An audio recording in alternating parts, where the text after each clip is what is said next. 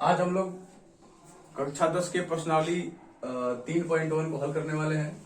सबसे पहले हम लोग देखें कि दो चर वाले रैखिक समीकरण के युग्म क्या है। तो जैसा कि हम लोग पिछले वीडियो में पढ़े थे कि रैखिक समीकरण क्या है, पढ़े थे ना। रैखिक समीकरण मतलब वैसा बीजगणितीय सर्वसमीका जो किस रूप में हो, ax plus b equal to 0 के रूप में हो। इसे क्या बोलते हैं हम लोग, रैखिक समीकरण बोलते हैं, जिसमें a क्या होना चाहिए, 0 के बराबर नहीं होना चाहिए। b 0 रहे कोई फर्क नहीं पड़ता है, x तो रहेगा ही। जहां पर a क्या है, a एक अचर मान होगा और b भी क्या होगा, अचर मान होगा। जहां पर x क्या होगा, चर मान होगा। तो इस एक चर के कारण ये क्या होता है, एक चर वाला रैखिक बहुपद होता है, सॉरी समीकरण होता है। और यहाँ हमें क्या पढ़ना है, एक चर नहीं, क्या पढ़ना है, दो चर। यानी कि अगर हमें दो चर वाला रैखिक समीकरण लिखना होगा तो क्या होगा, ax plus by plus c equal to 0, जहां पर एक चर x हो गया और दूसरा चर y हो जाएगा। ये हुआ मेरा दो चर वाला रैखिक समीकरण। लेकिन यहाँ बोल रहा है दो चर वाले रैखिक समीकरण के युग्म, यानी कि हमें एक रैखिक समीकरण लिखने से काम नहीं चलेगा। पूरे क्वेश्चंस में कितने समीकरण आएंगे, तो दो रैखिक समीकरण आएंगे। पहला a1x b1y और c1 होगा, और दूसरा क्या होगा a2x b2y और प्लस क्या होगा c2 बराबर 0। ये होंगे हमारे दो रैखिक समीकरण की युग्म। तो हमें इस पूरे चैप्टर में ऐसे ही पढ़ना है, दो दो रैखिक समीकरण आएंगे, एक a1 b1 c1 के रूप में और दूसरा a2 b2 और c2 के रूप में, जिसमें हमें x और y का निकालना होगा, वैल्यू निकालना होगा। कभी भी एक बात याद रखना कि जब एक चीज गायब रहेगा या तो x नहीं तो y, जैसा कि द्विघात समीकरण में होता है। किसमें, द्विघात, इसी में देखो ना, इसमें कितने गायब हैं, एक गायब है, सिर्फ x का ही वैल्यू गायब रहेगा। मान लो ये लिखता है 5x plus 6y, 5x plus 6 equal to 0। यहाँ लिखते हैं क्या, 5x प्लस 6y और माइनस 8 इक्वल टू 0। इस अगर समीकरण को देखा जाए तो ये रैखिक समीकरण एक चर वाला रैखिक समीकरण है और ये दो चर वाले रैखिक समीकरण है। तो इसमें एक गायब है, सिर्फ हमें x का वैल्यू निकालना है, और इसमें दो गायब है, हमें x और y दोनों का वैल्यू निकालना है। तो जब एक गायब रहता है तो सिर्फ एक ही समीकरण से काम चलता है। लेकिन जब दो वैल्यू अज्ञात रहते हैं, जब दो अचर पद अज्ञात रहते हैं, उनका वैल्यू पता नहीं होता है, तो उसके लिए दो समीकरणों का जरूरत पड़ता है। दो समीकरणों का क्या पड़ता है, जरूरत, जब दो चर पद गायब रहते हैं तब। इसीलिए हमें क्या यहाँ पढ़ना है, युग्म पढ़ना है, ताकि दो दो आएंगे, क्या आएंगे, दो दो। मानो हो जाएगा क्या यहाँ पर 5x चाहे 8x minus 3y plus 7 equal to 0। अब यहाँ पर दो आ गया। अब इन दोनों की सहायता से यहाँ पर जो दो चर वैल्यू का मान गायब है, नहीं पता है हमें, x और y दोनों का कर सकते हैं, हम लोग निकाल सकते हैं। तो हम लोग ये अभी पढ़ने वाले हैं, कैसे निकालेंगे x और y का वैल्यू हम लोग जानेंगे। सबसे पहले हमें इनको दो तरीकों से सोल्व करना होगा। मान लो देगा ऐसे कुछ करके कि पूर्व से इतनी चिड़ियां आ रही है, पश्चिम से इतनी कुछ चिड़ियां आ रही हैं पूर्व और पश्चिम दिशा से, और बोलेगा कि पूर्व वाली पश्चिम वाली से कह रही है क्या, कि मान लो तुम मुझे एक चिड़िया, अपने में से एक चिड़िया दे दोगी तो मैं तुम्हारे दुगना के बराबर हो जाऊंगी। और तब पश्चिम वाली कहती है पूर्व वाली से कि तुम अगर मेरे को एक चिड़िया दे दोगी तो हम तुम्हारे क्या हो जाएंगे, बराबर हो जाएंगे, तुम्हारे बराबर हो जाएंगे। तब अब इसको हमें सबसे पहले इस तरह से समीकरण के रूप में दिखाना होगा। तो इसको बोलते हैं बीजगणितीय निरूपण। जब समीकरण के रूप में दिखाएंगे, जो बोल दिया है लिटरेचर, उस लिटरेचर को समीकरण के रूप में दर्शाना हमारा क्या होता है, बीजगणितीय निरूपण। अब बीजगणितीय निरूपण के बाद उसको आता है क्या, ग्राफीय निरूपण। उसका ग्राफ बनाना, ऐसे तो ग्राफ बनाना सबको आता ही है जी। ये रैखिक समीकरण है, इसलिए इनका ग्राफ जो होगा वो सीधे रेखा में बनेगा। कैसे रेखा में बनेगा, सीधे हो सकता है ऐसे बने, हो सकता है ऐसे बने, हो सकता है ऐसे बने, लेकिन हमेशा क्या बनेगा, सीधा ही बनने वाला है। ग्राफ निरूपण बताएंगे कैसे करते हैं, दो तरह का। पहला हो गया बीजगणितीय निरूपण, जो कि इस रूप में लाना हो गया। फिर ग्राफीय निरूपण, इस तरह से बनाना हो गया। और उसके बाद कहेगा हल करिए। क्या करिए, हल करिए। बीजगणितीय तरीके से भी हल किया जाता है। बीजगणितीय तरह से हल करने के तीन तरीके होते हैं। बीजगणितीय तरह से हल करने के कितने तरीके होते हैं, तीन। पहला होता है प्रतिस्थापन विधि। पहला कौन सा विधि, प्रतिस्थापन विधि। और दूसरा होता है विलोपन विधि। और तीसरा होता है वज्रगुणन विधि। वज्र या वज्रगुणन विधि। ये तीन विधि हमारे पास है। कैसे, तीनों के सहायता से हम लोग बहुपद के एक्स और वाई का मान निकालते हैं, यही हम लोग जानने वाले हैं। ये 3 विधि। अगर ग्राफीय निरूपण में हल करने को आता है तो वो काफी आसान है। ग्राफीय निरूपण में हल करने क्या है, आसान है, अगले चैप्टर में ही है, तो हम लोग सीखेंगे अगले चैप्टर में ही। फिलहाल 3.1 का करते हैं, शुरू करते हैं। इसमें मेन चीज क्या हमें जानना था कि क्या है हमारे दो चर वाले रैखिक समीकरण के युग्म। ये है हमारे दो चर वाले रैखिक समीकरण के युग्म। ये हो गए इनके एग्जाम्पल। चलते हैं एक्सरसाइज की ओर। कैसे, सबसे पहले जानेंगे कैसे बीजगणितीय निरूपण करते हैं।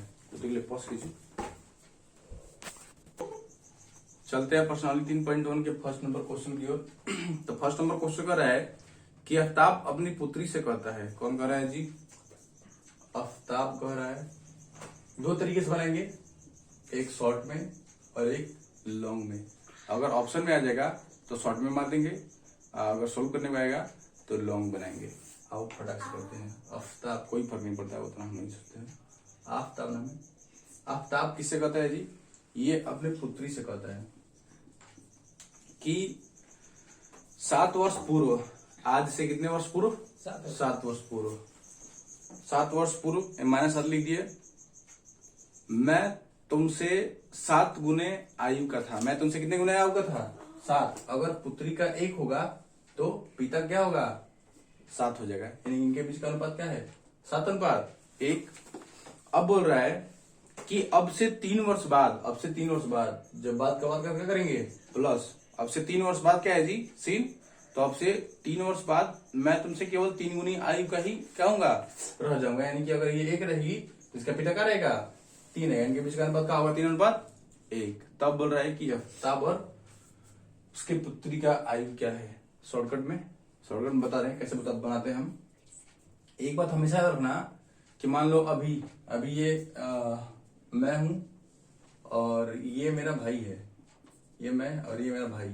अभी हम 10 साल के हैं और मेरा भाई 8 साल का है, तो अभी हमारे बीच का अंतर क्या है, 2 साल। कितना अंतर है जी, 2 साल। अगर 10 साल बाद का बात करें, कितना साल बाद का बात करें, 10 साल बाद, तो 10 साल बाद का हो जाएगा 10 20 साल के हम हो जाएंगे। और मेरा भाई का हो जाएगा 10 8 18 साल का हो जाएगा। थोड़ा ध्यान से देखो, अंतर क्या है, अभी भी 2 साल ही है। अगर हम 5 साल पहले का बात करें, कितने साल पहले का बात करें, 5 साल पहले वर्तमान कितना था, ये प्रेजेंट का है। वर्तमान में 10 था, अब 5 साल पहले का बात करें, 10 में से 5 घटा का हुआ 5 आया, और 8 में से 5 घटा का आया 3। अभी भी हमारे बीच का अंतर क्या है, 2 साल ही है। इससे क्या थ्योरी मिलता है, इससे ही थ्योरी मिलता है कि जब भी किसी दो व्यक्ति का उम्र का अंतर करते हैं, कभी भी दो व्यक्ति की उम्र का अंतर करते हैं, तो जितना उस वक्त आया है उतना ही 10 साल बाद भी होगा, उतना ही 20 साल बाद भी होगा, उतना ही 5 साल पहले भी होगा, उतना ही 75 साल पहले भी होगा। समझ रहे हो ना। तो यही यहाँ पर हम लोग थ्योरी लगाने वाले हैं। ध्यान से जरा देखो, 7 में से 1 घटाओ, कितना आया, 6। 7 में से 1 घटा कितना आया जी, 6 आया। 7 में से 1 घटा तो 6 आया, कोई नहीं। यहाँ पर 3 में से 1 घटाओ, क्या आया, 2 आया। बराबर है अंतर, बराबर है जी, नहीं। तो जब बराबर नहीं है तो हमें क्या करना होगा, अंतर को बराबर करना होगा। हमारा नियम क्या कहता है, कभी भी एज का अंतर निकालोगे दो व्यक्तियों के बीच का, तो हमेशा क्या होगा, सेम। तो हमें सेम करना होगा अंतर। तो इनके बीच का अंतर है 6, इनके बीच का अंतर क्या है, 2। यानी इसमें कितना से गुणा करेंगे, 2 से, और इसमें कितना से करेंगे गुणा, 6 से। तो क्या हुआ जी, 2 7 14, 2 कम, तो कटा दो ना, 2 3 6। यहाँ पर क्या आया, 1 यहाँ का आया 3, कटा दो, ये सही रहेगा। 1 से गुणा करो, कितना आया 7। 1 से गुणा करो, कितना आया 1। अभी भी इसका अनुपात क्या है, 7:1। 3 से गुणा करो, 3 के 9, 3 कम 3, बराबर हो गया। देख लो, 7 में से 1 घटाओ, क्या आया 6। 9 में से 3 घटाओ, क्या आया 6। बोले तो कोई दिक्कत नहीं ना जी, कोई दिक्कत नहीं ना समझने में इसको। यानी कि अब दोनों का अंतर क्या आ गया, सेम आ गया। अब इसको हल कर सकते हैं, ये सही है, अब गलत नहीं है। हमारे नियम पर फॉलो कर रहे हैं ना जी। अब जो अनुपात आया है वो एकदम सही है, एक्यूरेट। अब देखो जरा ध्यान से, इनके एज ये कितना अंतर है, यहाँ पर कितना अंतर है कौशल का, यहाँ पर कितना अंतर है जी, 2 यूनिट। कितना अंतर है, 2 यूनिट। इसको हम 1 कहेंगे, 1 साल उसके पुत्री का उम्र है, नहीं कितना, 1 यूनिट। ये सब कहेंगे हम, 7 वर्ष है उसके पिता का, नहीं क्या है, 7 यूनिट है, 7 इकाई है, 7 एक्स है, ये एक्स है, ये 3 एक्स है, ये 9 एक्स है। मतलब ऐसे कहेंगे, अनुपात से बाहर से निकलते जी। डॉक्टर ना बोल देंगे कि ये एज का अनुपात 4:5 है, तो बोल देंगे क्या ये होगा 4 साल है, ये होगा 5 साल है। नहीं, ये अगर 8 और 10 रहता, 8 और 10 रहता, फिर भी करके क्या होता दो चौका 8, दो पचे 10। अगर ये 12 और 15 होता तब भी क्या होता, 3 चौके 12, 3 पचे 15, ये उतना ही आता, हर बार क्या आता, उतना ही आता। तो इसलिए हमें पता नहीं रहता है कि कितना रियल एज है, अलग अलग एज हो सकता है, इसलिए ये यूनिट में लिखा जाता है, या एक्स में या वाई में किसी में। तो यहाँ हम घटाए थे, कितना आया, कितना साल का अंतर है जी, 2 यूनिट का अंतर। कितना का अंतर है, 2 यूनिट का। और यहाँ पर कितना का अंतर है, 7 साल उधर और 3 साल इधर, 7 3 10 साल। ये समझ रहा है, 7 साल उधर पीछे है और 3 साल इधर आगे है। तो पूरा मिला कितना साल हो गया, 7 3 10 साल। पूरा मिला कितना हो गया जी, 7 3 10 साल। 2 यूनिट कितना के बराबर है, 10 साल के बराबर है। 2 पचे 10, यानी कि 1 यूनिट बराबर क्या है जी, 5 है। 1 यूनिट बराबर 5, तो इसका उम्र क्या है, 7 पचे 35, इसका क्या है 5, इसका क्या है 9 पचे 45, इसका क्या है 25 15। अब देखो उम्र निकल गया, उम्र क्या हो गया, निकल गया। क्या आया, ये डायरेक्ट सोल्व करने का तरीका है। 7 में 5 से गुणा करो, इधर ऊपर कर दो। 7 गुणे 5 की क्या हुआ 35, 1 गुणे 5 की क्या आया 5, इधर करो। 9 गुणे 5 की है क्या आया 45, 3 गुणे 5 की है क्या आया 15। लेकिन वर्तमान पूछा है, क्या पूछा है क्वेश्चन में, वर्तमान। ये वर्तमान है, ये 7 साल पहले का, ये 3 साल बाद का है। यानी कि अगर इससे हमको निकालना होगा तो 7 का करेंगे, जोड़ेंगे। अगर इससे निकालना होगा 3 का करेंगे, घटाएंगे। अगर तुमको बोला जाए, हमसे पूछा, तुमने एज पूछा, क्या पूछा, एज। सर आप कितने साल के हैं, हम बोलेंगे आज से 2 साल पहले हम 10 साल के थे। आज से 2 साल पहले हम कितने साल के थे, 10 साल के थे। आज कितने साल के हैं, 12 साल के। क्या किए, पहले का बात किया, जितना पहले का बात किया होगा करेंगे, उसमें जोड़ देंगे। तो वही बात है, ये 3 साल बाद का है। यानी कि अगर वर्तमान का निकालना होगा 3 का करेंगे, इसमें से घटाएंगे। 45 में से 3 घटाओ क्या आया 42 साल। इसमें से 3 घटाओ क्या आया 12 साल। यानी कि पिता कितने साल का था 42, और पुत्री कितने साल की थी 12। यहां भी कर लो, ये 7 साल पहले का है, 7 का करेंगे, इसमें जोड़ेंगे, पहले का जोड़ेंगे ना जी। तो 7 में 35 में 7 जोड़े क्या हुआ 42, तो इसमें भी 7 जोड़ेंगे ना जी, 7 5 12। देखो दोनों कंडीशन में क्या आया 42 और 12। तो किसी से भी तुम निकाल सकते हैं। सुनना है कुछ, उड़ गया। और क्वेश्चन देखो, और क्वेश्चन है वो इस पर दे देंगे हम, अभी तुरंत दे रहे हैं। ये शॉर्टकट वाला पे एक और मान लो क्वेश्चन है। क्या कर रहा है दूसरा क्वेश्चन, दूसरा क्वेश्चन मान कर रहा है कि एक फादर है जो अपने सन से, एक फादर है, पिता है, जो अपने बेटे से, फादर सन पुत्र, सॉरी पिता और पुत्र, ये बोला कि वर्तमान में अभी मैं तुम्हारे से 3 गुना एज का हूं, अभी मैं तुम्हारे से 7 गुना एज का हूं। मान लेते कितना गुना एज का हूं जी, 7 में 4 मानते हैं, ये 1 है तो क्या होगा 4 गुना मान लेते हैं। अभी तुम 1 साल के हो तो हम कितने साल के हैं 4 साल के, 4 गुना बोला 4 होगा ना जी। आज से 7 साल बाद, आज से 7 साल बाद, ये अभी प्रेजेंट का है, ये किसका है जी 7 साल बाद का। आज से 7 साल बाद मैं तुम्हारे उम्र का सिर्फ 2 गुना हो रह जाऊंगा। कितना रह जाऊंगा जी 2 गुना ही रह जाऊंगा। यानी कि 1 है क्या हो जाएगा 2 हो जाएगा, 1 है क्या हो जाएगा 2। तब बोलेगा कि पिता और पुत्र का उम्र बताएं। तो वही बातें यहाँ, वही बातें यहाँ लगाएंगे क्या, पहले देखेंगे अंतर, क्योंकि अंतर हमेशा क्या होगा बराबर। आज का पूछो या 10 साल बाद का, या 10 साल पहले का पूछो। कितना अंतर है 4 1, 4 में से कटा 3, यहाँ पर क्या है 1, अंतर समान नहीं है। यहाँ पर 3 का अंतर है और यहाँ पर 1 का अंतर है। यानी इसमें कौन सा गुणा करेंगे 1 से, इसमें कौन सा गुणा करेंगे 3 से। तो 1 से किए तो वही हो गया 4:1 ही हुआ, और यहाँ पर किए तो 3 के 6, यही का हो गया 3। अब देखेंगे तो अंतर 3 3 आ गया। अब नियम को फॉलो करने लगा, अब इससे हल कर सकते हैं।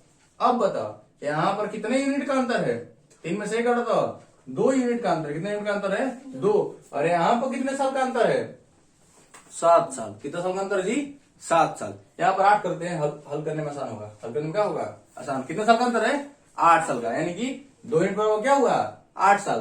तो 1 यूनिट बराबर क्या होगा 2 चौके 8, यानी क्या है जी 4। 1 यूनिट बराबर 4, यानी अगर इसको हल करेंगे तो चौके 16, ये क्या हो गया 4। इसको हल करेंगे तो चौके 24, सही का चलती है आ गया। इसमें वर्तमान था, ये क्या था वर्तमान, यानी कि वर्तमान में पिता का उम्र क्या है 16। वर्तमान में पिता का उम्र क्या है जी 16, और पुत्र का उम्र क्या है 4। ये कौन साल बाद का था 8 साल। 8 साल जोड़ो इसमें, वर्तमान में 8 जोड़ेंगे तो 8 साल बाद का निकलेगा ना 800।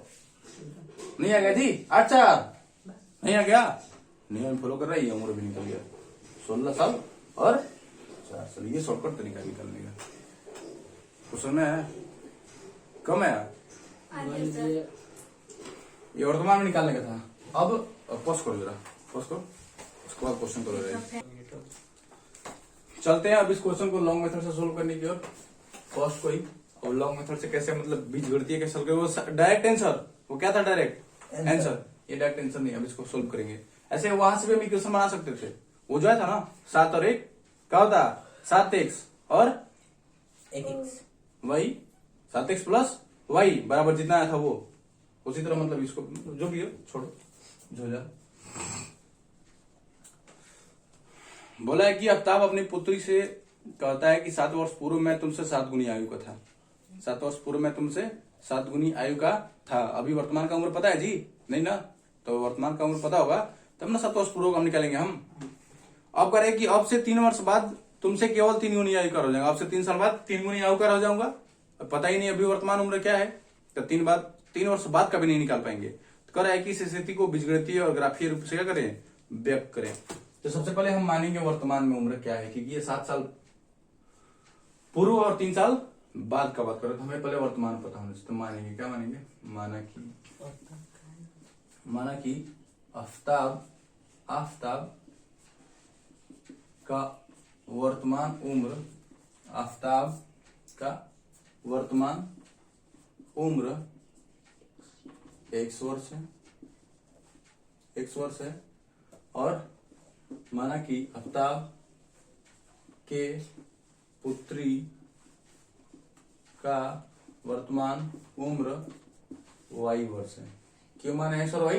क्योंकि ये दो चरों वाला रैखिक समीकरण है, एक x मान दूसरा का मानेंगे y मानेंगे। अब आ जाओ प्रश्न से, किस चलेंगे सीधे प्रश्न से। प्रश्न में बोला है कि अब से 7 वर्ष पूर्व में तुमसे कितने गुना उम्र का था, 7 गुना उम्र का था। अब से 7 वर्ष पूर्व क्या होगा, अभी 1 साल का है, 7 साल पहले कितना होगा, मतलब अभी अगर हम 10 साल के हैं, 7 साल पहले कितने होंगे 3 साल के, यानी क्या किए हैं, अब जो मेरा अभी का उम्र है उसमें से जितने साल पूर्व पूछ रहा होगा कर दिए हैं, घटा दिए। सेम काम यहाँ करने वाले। अभी हम 100 वर्ष के हैं तो 7 वर्ष पूर्व क्या होगा, 7 माइनस 7 वर्ष के होंगे। अब बेटी क्या होगी 7 वर्ष पूर्व, y माइनस 7 वर्ष। अब ये बोला है पिता कि इससे कि तुमसे मैं 7 गुनी आयु का था, ये 7 गुनी आयु का है, तो दोनों को बराबर करने के लिए किसमें 7 से गुणा करेंगे, y माइनस 7 में गुणा कर देंगे। मतलब पिता 7 गुना आयु का था तो पुत्री में 7 से गुणा करेंगे तो क्या हो जाएगा दूसरे के बराबर, क्योंकि जो कम होता है हमेशा उसी में करते हैं। अगर गुना है तो गुणा करेंगे, ज्यादा है तो घटाएंगे या जोड़ेंगे, ऐसे जो भी हो। देखे ध्यान समझो, मान लो बोल दिया पुत्री का उम्र है 2 साल, पुत्री का, और पिता क्या बोला कि मैं तुमसे 7 वर्ष पूर्व, मैं तुमसे कितने साल उम्र का था, मतलब 4 गुना उम्र का था। कितने गुना उम्र का था, 4 गुना, 4 दूनी के 8। ये 2 साल था थी, तो इसमें 4 से गुणा किए तो ये कितने साल का हो गया उसका मतलब पुत्र नहीं, पुत्र पिता, सॉरी पिता बोला पुत्री से कि तुमसे मैं 4 गुना उम्र का हूं, यानी तुम 2 साल की हो तो मैं 8 साल का हूं। तो तुम ही बताओ कि इस 8 को इस 2 के बराबर करने के लिए हम क्या करना होगा, 4 से पुत्री में गुणा करना होगा, ताकि दोनों क्या हो जाएगा आपस में बराबर। सेम काम यहाँ किए हैं। ये बोला हम 7 गुना है तो कहें चलो 7 से हम भी गुना कर देते हैं पुत्री में, तुम्हारे बराबर हो जाएगी। अब यहीं से सोल्व करने पे एक इक्वेशन मिलेगा, x माइनस 7 7y माइनस 49, ये x माइनस 7 सब इधर भेजते हैं, प्लस 7y क्या होगा माइनस 7y माइनस 49 क्या होगा प्लस 49, बराबर इधर क्या बच गया 0। ये x माइनस 7y 49 में 7 क्या बचा 42 इक्वल टू 0। ये समीकरण का होगा मेरा फर्स्ट, ये समीकरण का होगा मेरा फर्स्ट हो गया। अब चलते हैं सेकेंड समीकरण की ओर। कैसे चलेंगे, पुनः प्रश्न से, पुनः प्रश्न से देखेंगे। पुनः प्रश्न में ये बोला है कि अब से 3 वर्ष बाद मैं तुम्हारे एज का कितना हो जाऊंगा, 3 गुना ही रह जाऊंगा। अब से 3 वर्ष बाद, अभी अगर 1 साल की है तो 3 वर्ष बाद x प्लस 3 वर्ष की हो जाएगी, हो जाएगा उसका पिता, और पुत्री कितने का हो जाएगी y प्लस 3। तो ये बोला मैं तुम्हारे 3 गुना उम्र का ही रह जाऊंगा, यानी ये 3 गुना है इससे, तो दोनों को बराबर करने के लिए 3 से क्या करेंगे, उत्तरी में जैसे ही गुणा करेंगे दोनों दूसरे क्या हो जाएगा, बराबर हो जाएगा, क्योंकि ये 3 गुना था, ये 3 गुना कम थी, तो 3 गुना ज्यादा करने के लिए इसमें गुणा कर दिया, बराबर हो गया। x प्लस 3 बराबर ये 3y और प्लस 3 के 9, यानी कि एक तरफ भेज देंगे इसको सारे को, इधर x प्लस 3, ये प्लस 3y क्या होगा, माइनस 3y, ये प्लस 9 क्या होगा, -9 बराबर 0, यानी ये कुल मिला के क्या हुआ, ये x माइनस 3y और 9 में 3y क्या बचा, -6 इक्वल टू 0, ये समीकरण क्या हो गया, सेकंड। भाई हमारे दोनों बीज गणितीय निरूपण हो गए, इक्वेशन फर्स्ट और ये इक्वेशन सेकंड हो गया। अब इसको ग्राफीय क्या करना है, हल करना है। किससे हल करना है, ग्राफीय विधि से, मतलब ग्राफीय निरूपण भी करना है। कैसे ग्राफीय निरूपण करेंगे आप देख लेते हैं, ग्राफीय निरूपण कैसे करेंगे। सबसे पहले समीकरण फर्स्ट के लिए हम लोग डब्बा बना के उसमें उसका वैल्यू रखेंगे। कहाँ रखेंगे, डब्बा बना के उसमें वैल्यू रखेंगे। आओ कैसे करते हैं देखते हैं जरा। कम से कम 2, अधिक से अधिक 3 लिख सकते हैं। ऐसा डब्बा बना लेंगे। एग्जाम में भी मान लो हम 3 ही रखते हैं, कितना रखते हैं, 3। समीकरण फर्स्ट क्या है मेरा, ये है x माइनस 7y, ये प्लस 42 इधर क्या हो जाएगा, -42। अब ये x इक्वल टू क्या हो गया, -42 और ये -7y क्या जाएगा इधर, प्लस 7y। किसी एक को इधर रख लेंगे जिसमें कोई गुणा में नहीं होगा, वो ज्यादा आसान रहता है। इधर फोकस, तो क्या हुआ, अब हम वैल्यू रखना यहाँ शुरू करेंगे, y का वैल्यू रखना शुरू करेंगे, जो मन करेगा वो। मान लो यहाँ 1 रख सकते हैं, 2 रख सकते हैं, 3 रख सकते हैं, 4 रख सकते हैं, 5 कुछ भी रख सकते हैं। उतना रखेंगे कि ज्यादा वैल्यू न है। मान लो y का वैल्यू यहाँ रखते हैं हम 5 रखते, क्या रखते हैं 5, तो इधर -42 और प्लस 7 इंटू यहाँ क्या रखेंगे 5, तो -42 और 7 बच गया हुआ 35, घट क्या आ गया 7, क्या है जी 7, यानी y का 5 रखे तो x का क्या है मेरा हल हो के 7 है, -7 है। अच्छा हम -7 है। इसी तरह हम क्या रखेंगे y का, अगर हम मान लो क्या रखते हैं, y का वैल्यू अब रखते हैं, मान लो हम 6 करते हैं 6, तो y का 6 रखेंगे तो x इक्वल टू क्या होगा, -42 और प्लस 7 गुणे 6, यानी कि -42 और प्लस 7 42, दोनों कट क्या आ गया 0। y का अगर 6 रखे तो x का क्या आया 0, 2 ही रहने देते हैं। कितना रहने देते हैं 2, ज्यादा नहीं, कम से कम 2 बढ़ाने होंगे, अधिक से अधिक कितना ले सकते हैं। इसी तरह समीकरण सेकंड के लिए करेंगे। इस तरह किसके लिए करेंगे, समीकरण सेकंड के लिए करेंगे। समीकरण सेकंड के लिए देख लेते हैं। समीकरण सेकंड के लिए भी डब्बा बना लेते हैं। ये हुआ मेरा डब्बा, ये x ये y, इधर तो हमारे वैल्यू हो गए, और ये है हमारा समीकरण सेकंड। क्या हुआ जी, x ये दोनों माइनस उधर क्या जाएंगे इधर प्लस में, यानी कि 3y और प्लस 6, और y का वैल्यू रखते जाओ। y का मान लो क्या रखते हैं 1 रखते हैं, तो 3 गुणे 1 प्लस 6, यानी 3 प्लस 6 बराबर क्या है 9। y का 1 रखे, x का 9 आ गया।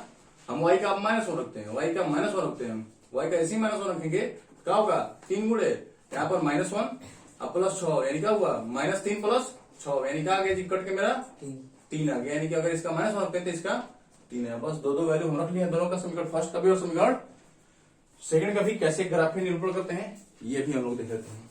कैसे ग्राफीय निरूपण करते हैं ये भी हम लोग क्या करते हैं देख लेते हैं।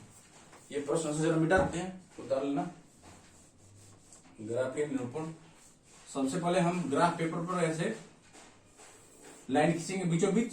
ये हो गया मेरा x, इधर हो जाएगा x डैश, इधर होगा y, इधर क्या होगा y डैश, इधर हो गया o।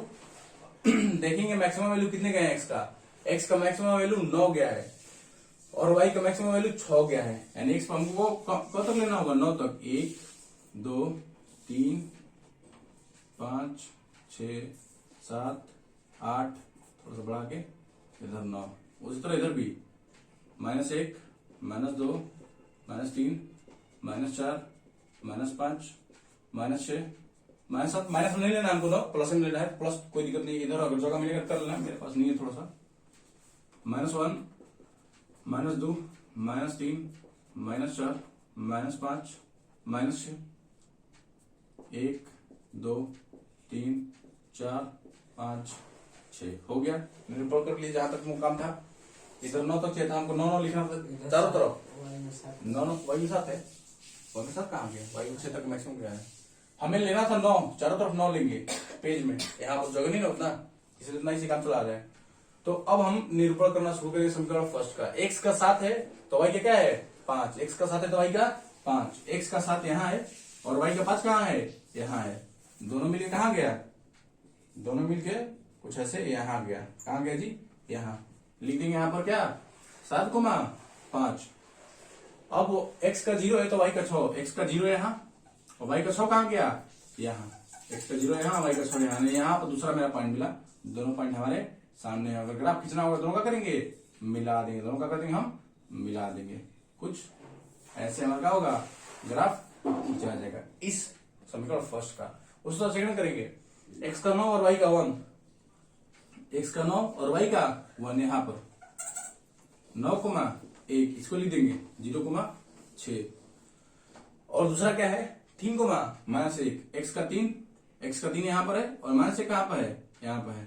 यहाँ पर क्या है जी 3,-1। और दोनों पॉइंट क्या करेंगे हम, मिला के खींच देंगे ग्राफ। कुछ ऐसे लाइन जाएगा, कैसे जाएगा, कुछ ऐसे लाइन जाएगा। तो ये क्या हो गया मेरा ग्राफ, ये निरूपण। ये दोनों आगे जाकर करेगा, काट लेगा। जहां काटेगा वहां हल हो जाएगा, जहां काटेगा वहां क्या हो जाएगा, हल। यानी कुछ आगे जाकर हल, मतलब ज्यादा वैल्यू है, क्या आएगा, ज्यादा वैल्यू आएगा। अब तुमको याद भी होगा कितना आया था, पीछे हल किया था कुछ 12 और 24 करके आया था, देख लो है ना, ज्यादा 12 हाँ जो भी हो, मतलब ऐसे ही सोल्व करने से बस वैल्यू निकल जाएगा। तो सोल्व नहीं करना था, बस बीजगणितीय निरूपण यहाँ कर दिए। ये हो गया 2 समीकरण बीजगणितीय निरूपण, एक फर्स्ट और सेकंड, और ये हो गया मेरा ग्राफ का निरूपण। तो बस ऐसे ही क्वेश्चन फर्स्ट को सोल्व करेंगे, ये 5 नंबर के एग्जाम में आएगा। चलते हैं सेकंड क्वेश्चन की ओर। सेकंड क्वेश्चन बोल रहा है कि क्रिकेट टीम के एक कोच ने 3900 रुपए में 3 बल्ले तथा 6 गेंद खरीदे। कितने जी, 3 बल्ले और 6 गेंद, कितने रुपए में, 3900 रुपए में। 3 बल्ले है, ये इस तरह खींच ले रहे हैं ताकि किताब उठाने की जरूरत नहीं पड़ेगा। 3 बल्ले खरीदे और 6 गेंद खरीदे, ठीक, 3 बल्ले और 6 गेंद। उसके बाद कह रहा है कि 1300 रुपए में 3900 में, कितने में है, 3900। अब बोल रहा है कि 1300 में 1 बल्ला तथा 2 गेंद खरीदे। 1 बल्ला और 2 गेंद खरीदे, कितना सौ में, 1300 में। तो इस बात को हमें क्या करना है, बीज गणितीय निरूपण सबसे पहले करना है और फिर ग्राफीय। तो हम तो बीज गणितीय करेंगे लेकिन ग्राफीय करने वाले नहीं है। कर लेना, कर लोगे ना, आसान है ग्राफीय करना। तो मान लेंगे हम अगर 1 बल्ले का और 1 गेंद का दाम मान ले तो 3 बल्ले और 6 गेंद का दाम निकाल के 3900 का करेंगे, बराबर कर लेंगे। एक समीकरण यहां से मिल जाएगा। उसी तरह यहां भी 1 बल्ले और 2 गेंद का मूल्य निकाल के उसको किसके बराबर रखेंगे, 1300 बराबर रखेंगे। तो यहां से दूसरा समीकरण मिलेगा। सबसे पहला हमारा काम क्या है कि 1 बल्ले का दाम, माना कि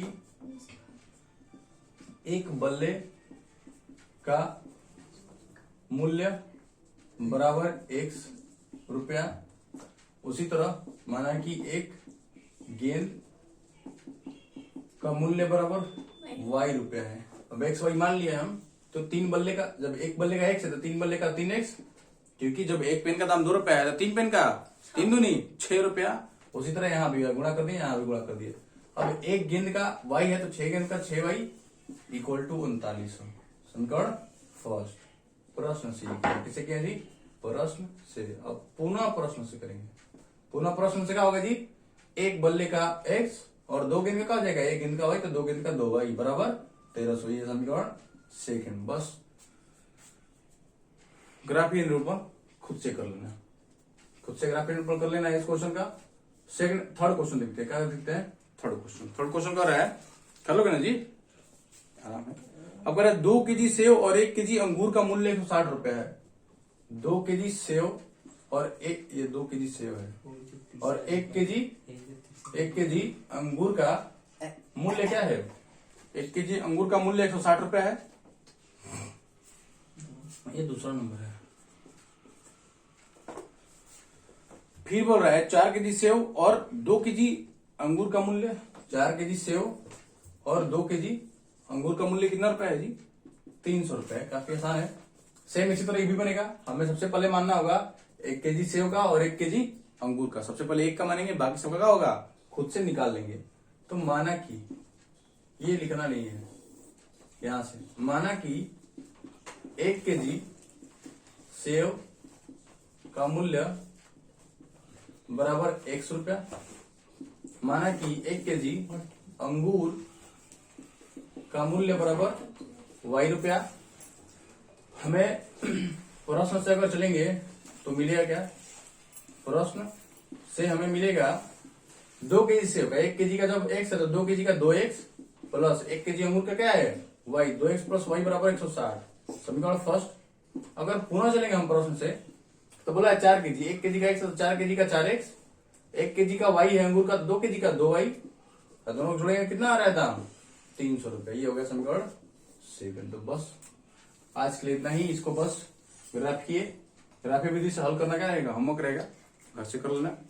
मिलते हैं अगले वीडियो में, तब तक के लिए बाय।